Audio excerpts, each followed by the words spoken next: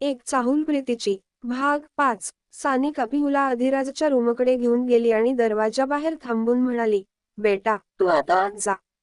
हे ऐकून पिहूने थोडं विचार चेहरा करत विचारलं, आंटी, एकतर तुम्ही मला डेव्हिलच्या हवाली करत आहात आणि वर माझ्या सोबतही नाही येत आहात. सानिका पिहूच्या गालावर हात ठेवत म्हणाली, असं नाहीये बेटा, मी तुला एकटीला सोडत नाहीये. पण मुद्दा असा आहे की अधिराजच्या रूममध्ये घरच्यांचं जाणं मना आहे. हे ऐकताच पिहू घाबरून म्हणाली, मग मीही आत जाणार नाही. काय माहिती, ते मला पाहून चिडले तर. सानिका तिला समजावत म्हणाली, असं काही होणार नाही बेटा. अधिराज तुला काहीच बोलणार नाही. तू आत जा. पिहूने पुढे काहीच नाही म्हटलं आणि थोडा वेळ विचार करून रूमचा दरवाजा उघडून आत पाहायला लागली. मग तिने सानिकाला म्हणाली, हे किती मोठं रूम आहे. असं वाटतंय यात एक वेगळीच दुनिया आहे. पिहूचं बोलणं ऐकून सानिका हसली आणि तिला आत जाण्याचं म्हणू लागली. यावेळी पिहूने थोडी हिंमत गोळा केली आणि रूममध्ये आत गेली. पिहू आत जाऊन इकडे तिकडे पाहू लागली, पण तिला अधिराज कुठेच दिसला नाही. मग तिने जरा मोकळा श्वास घेतला आणि अनुष्काला कॉल करू लागली. अनुष्काने लगेचच कॉल उचलला आणि घाबरत विचारलं, काय झालं? त्यावर पिहूने हसत हसत उत्तर दिलं, काही नाही. अजून तरी मला तो डेव्हिड कुठेच दिसला नाही. अनुष्का तिला समजावत म्हणाली, चिल कर यार, तुझं काहीच चुकलं नाहीये. जे काही केलंय ते दादाने केलंय आणि तुला घाबरण्याची काही गरज नाहीये. यावर पिहूने लगेच टोमणा मारत विचारलं, अच्छा जी, म्हणजे तू असं ज्ञान देत आहेस जसं तुझं स्वतःच या डेव्हिलला घाबरत नाही. अनुष्का थोडं घाबरत म्हणाली, अरे मी तर घाबरते कारण मी प्रत्येक दुसऱ्या दिवशी काहीतरी गोंधळ घालत असते. पण तू काहीच केलं नाहीस ना, सो चिल. पिहूने हळू आवाजात म्हटलं, चिल की बच्ची, तुझ्यामुळेच अडकली आहे इथे. ना मी तुझ्या सांगण्यावर तुझ्या घरी आले नसते आणि हे सगळं झालं नसतं. एकदा फक्त ही रात्र जाऊ दे. सकाळ होताच मी तुला स्वतःच्या हातांनी बदलेन. पिहूचं बोलणं ऐकून अनुष्का म्हणाली, अच्छा अच्छा ठीक आहे. पण जर तुला दादापासून इतकी भीती वाटते तर त्यांच्या येण्याच्या आधीच चेंज करून झोपून घे. पिहू रडकुंडी आलेल्या आवाजात म्हणाली, जिथे जीवाचं संकट असतं तिथे झोप कशी येईल? अनुष्काने चिडून म्हटलं, अरे पागल मुलगी, नाटक करायला काहीच लागत नाही ना, तसंच कर ना. चादर ओढून झोप आणि मला पण झोपू दे. आजसाठी एवढा ड्रामा पुरेसा आहे. हे बोलून अनुष्काने फोन कट केला. तर पिहू चिडून म्हणाली, अनुष्काची बच्ची, माझा फोन कसा कट केलास? सकाळ होऊ दे, त्यानंतर तुला दाखवते. हे बोलून फोन बेडवर टाकत पिहू रूममध्ये बाथरूम शोधून चेंज करायला गेली. दरम्यान स्टडी रूममध्ये अधिराज आपल्या स्टडी रूममध्ये काही काम करत होता. तेव्हा त्याला समरचा कॉल आला. अधिराजने कॉल उचलला आणि समोरून समर बोलला, सर निहारिका तिच्या बहिण रवीकडे गेली आहे. मला वाटतंय ती तुम्हाला त्या रात्रीच्या घटनेवरून ब्लॅकमेल करण्याचा प्रयत्न करेल. हे ऐकून अधिराजच्या चेहऱ्यावर अचानक डेव्हिल स्माईल आली आणि तो म्हणाला, करू दे, ती अजूनही अधिराज देशमुखला कमी समजण्याची चूक करत आहे. समरने विचारलं, तर सर पुढे काय करायचं? अधिराजने गंभीर स्वरात उत्तर दिलं, सगळ्यात आधी केशव दिवाण सर्व पुरावे क्राईम डिपार्टमेंटला दे आणि याची काळजी घे की शिक्षा मोठी असावी.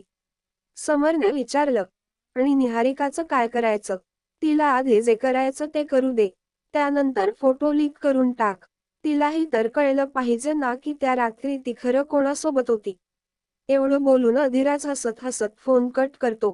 अधिराज काही वेळात सगळी कामे करून आपल्या रूममध्ये आला आणि रूममध्ये येताच त्याची नजर बेडवर गेली. जिथे यावेळी पिहू स्वतःला डोक्यापासून पायापर्यंत कमलने कव्हर करून झोपली होती. हे पाहून अधिराज हसला आणि मग वार्डरोबमधून कपडे घेऊन चेंज करायला गेला. तर ब्लँकेटच्या आत पिहू जागीच होती आणि अधिराज रूममध्ये येताच तिने पटकन डोळे घट्ट बंद केले होते.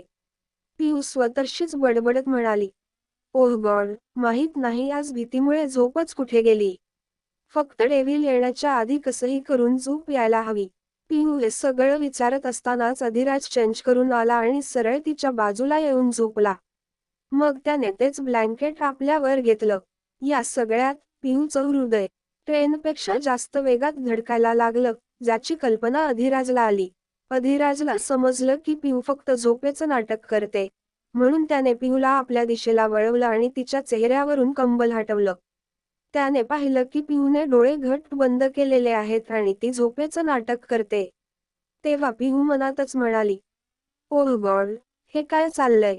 मला यांच्या रूम मध्ये यायलाच नको हवं होतं. अनुष्का तू कुठे आहेस यार, प्लीज मला वाचव. दुसऱ्या बाजूला अधिराज थोडा वेळ पिहूच्या चेहऱ्याकडे पाहत राहिला आणि मग तिच्या कानाजवळ जाऊन फुसफुसला, I know you pretend to sleep. हे ऐकून पिहू स्वतःवरच चिडत म्हणाली, अरे पिहू, तुला तर झोपेची ऍक्टिंग पण येत नाही. कॉलेजमध्ये सगळे म्हणत होते की ड्रामा क्लब जॉईन कर, तेव्हा का नाही केला? काहीतरी शिकली असतीस तर आज या डेव्हिलपासून वाचण्यासाठी निदान झोपेची ऍक्टिंग तरी केली असतीस. अधिराजने जेव्हा पाहिलं की पिहू अजूनही डोळे उघडत नाहीये, तेव्हा तो काहीच बोलला नाही आणि तिला जवळ ओढून तिचं डोकं हलकत सहलवायला लागला. अधिराजपासून वाचण्यासाठी पिहू झोपेचं नाटक करत होती आणि अधिराजला हे कळलं होतं. त्याने पिहूशी बोलायचा प्रयत्न केला, पण पिहूने डोळे उघडले नाहीत. हे पाहून अधिराजनेही आपले डोळे बंद केले आणि पिहूचं डोकं सहलवायला लागला. अधिराजच्या या कृतीमुळे पिहूने पटकन आपले डोळे उघडले आणि अधिराजकडे बघायला लागली. अधिराजने यावेळी डोळे बंद केलेले होते आणि पिहूने पहिल्यांदाच त्याला इतक्या जवळून पाहिलं होतं. अधिराजला इतक्या जवळून पाहताना पिहूचं हृदय अजून जोरात धडकायला लागलं आणि ती मनातच म्हणाली, हा डेव्हिल आहे खरं, पण हँडसम डेव्हिल आहे. हे म्हणताच तिला आपल्या कानात अधिराजचा आवाज ऐकू आला, मला पाहणं बंद कर, कारण मला पाहण्यासाठी आता सगळं आयुष्य पडलं आहे. आत्ता झोपून घे. अधिराजचं हे ऐकताच पिहूने घाबरून पटकन डोळे घट्ट बंद केले आणि अधिराज तिला आपल्या बाहूंमध्ये घेऊन झोपला. काही वेळाने पिहूही गाढ झोपून गेली. सकाळचा वेळ, अधिराजची झोप तुटली तेव्हा त्याची नजर पिहूच्या मासूम चेहऱ्यावर पडली. पिहू झोपेत खूपच मासूम आणि गोड दिसत होती. अधिराज काही वेळ तिच्याकडे एकटक पाहत राहिला.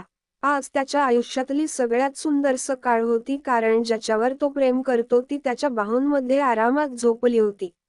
अधिराजसाठी यापेक्षा सुखदायी क्षण काय असू शकतं? अधिराजने काही वेळ पिहूला पाहिला आणि मग तिला हलकच बाजूला करून फ्रेश होण्यासाठी गेला. पण पिहू अजूनही आरामात झोपली होती, जसं काहीच घडलं नसावं. थोड्या वेळाने अधिराज फ्रेश होऊन आला आणि त्याने पाहिलं की पिहू अजूनही आरामात झोपली आहे. पण आता तिची पोझिशन थोडी उलटी सीधी झाली होती.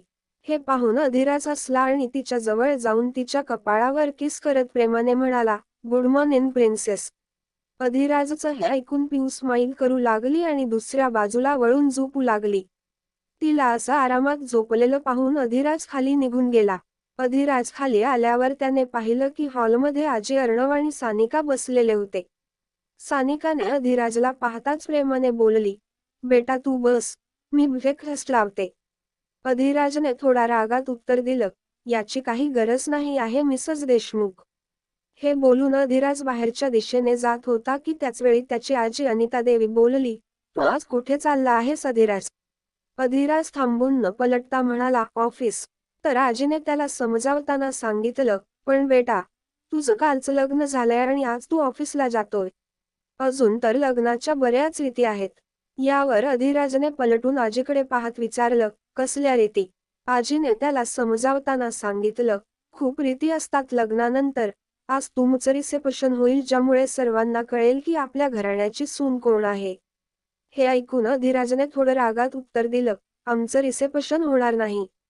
पिहूबद्दल कोणालाही कळायला नको आहे. तिच्यासाठी हे सुरक्षित नाही आहे.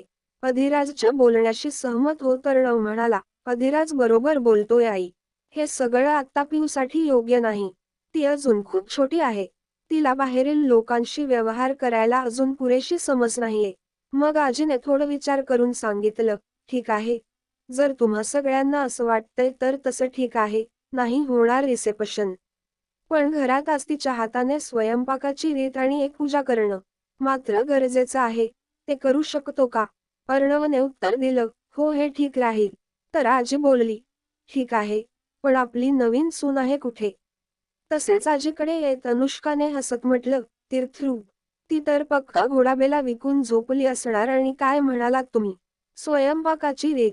पिहूने चांगलं पाणी तापवलं तेच मोठे उपकार आहेत. अधिराज काही वेळ सर्वांचं बोलणं ऐकल्यावर परत वर आपल्या रूमकडे गेला. त्याने आत येऊन पाहिलं तर अनुष्काने सांगितलं तसंच झालं होतं. पिहू अजूनही आरामात झोपलेली होती. अधिराजने तिला आवाज देत म्हटलं, पिहू उठ, सकाळ झाली आहे.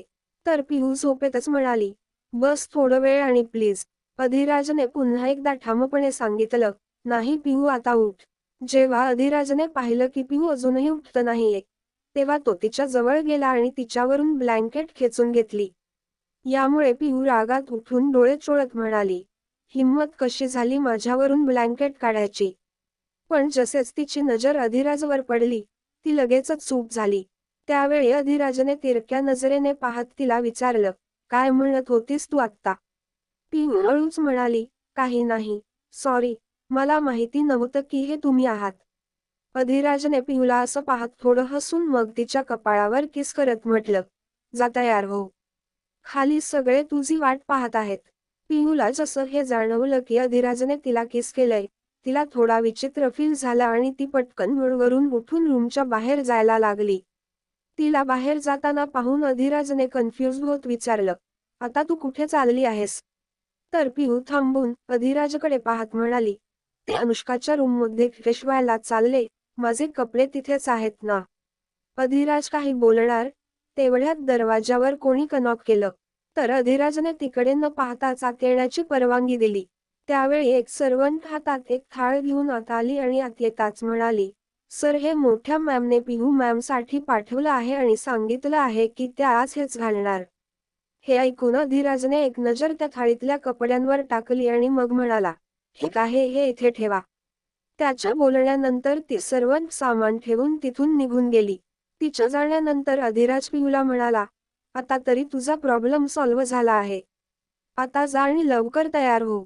पिहूने अधिराजचं ऐकलं आणि त्या थाळीत ठेवलेल्या साडीच्या दिशेने पाहून मनात म्हणाली, प्रॉब्लेम सॉल्व्ह झालाय की वाढलाय?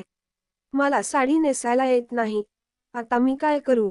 अनुष्काला बोलावू? हे म्हणत पिहू विचारात पडली आणि मग स्वतःशीच बोलली, नाही नाही, अनुष्काला बोलावलं तर जेवढं मला येतंय ते पण विसरेन.